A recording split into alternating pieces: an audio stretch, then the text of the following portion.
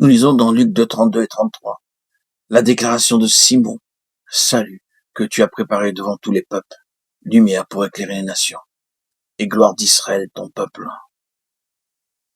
Considérez tout ce qui est récapitulé dans cet enfant porté dans les bras de Simon.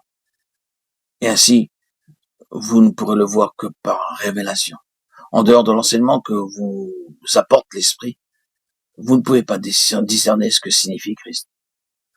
Vous pouvez croire à des vérités et les exprimer. Mais Dieu les a-t-il révélées à votre cœur?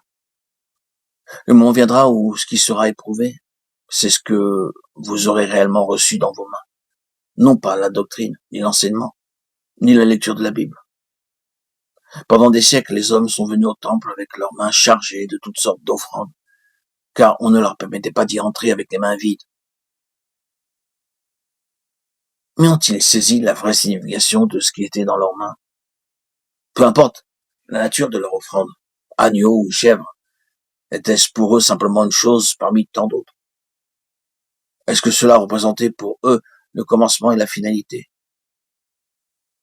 Ont-ils perçu cela? Nous savons maintenant que c'était là le symbole de quelque chose de beaucoup plus grand. Nous l'avons vu par l'enseignement. Nous avons assisté à des réunions sur le tabernacle. Nous avons assisté à des assemblées pour expliquer les offrandes, les sacrifices. Nous connaissons tous techniquement ces sujets. Mais qu'avons-nous vraiment saisi de tout cela?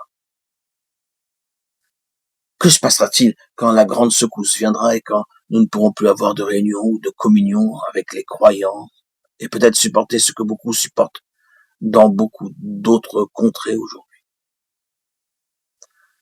Qu'avons-nous reçu dans nos mains?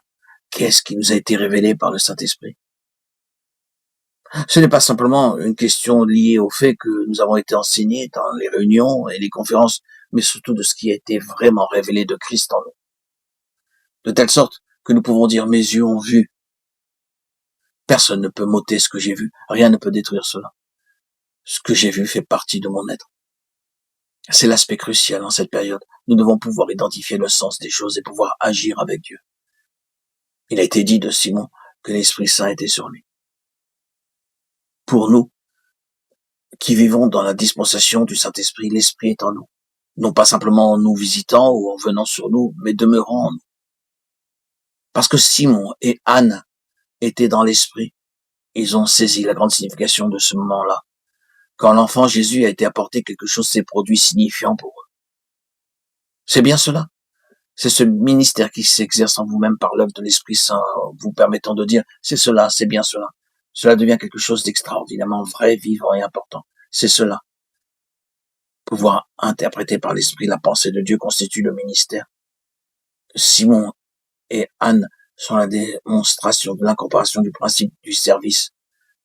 Mais nous devrions aussi voir que le service pour Dieu signifie premièrement la vision. Si cela touche vraiment vos cœurs et si vous êtes capable, dans une certaine mesure, de percevoir que c'est sûrement la direction des choses dans lesquelles Dieu veut vous conduire, eh bien, je vous demande d'aller sincèrement vers le Seigneur dans la prière pour recevoir sa vision. Demandez qu'elle soit en vous, de sorte que vous puissiez le servir alors que tout s'effondre. Même si nous ne sommes pas encore dans l'urgence d'un changement de dispensation, la situation aujourd'hui existe sûrement tout ce que je vous ai exposé. Sachons que la nuit vient où personne ne peut travailler. Jean 9, 4. Frères et sœurs, chers amis, bien-aimés, auditeurs, auditrices, que le Seigneur nous trouve comme des enfants du jour et non de la nuit.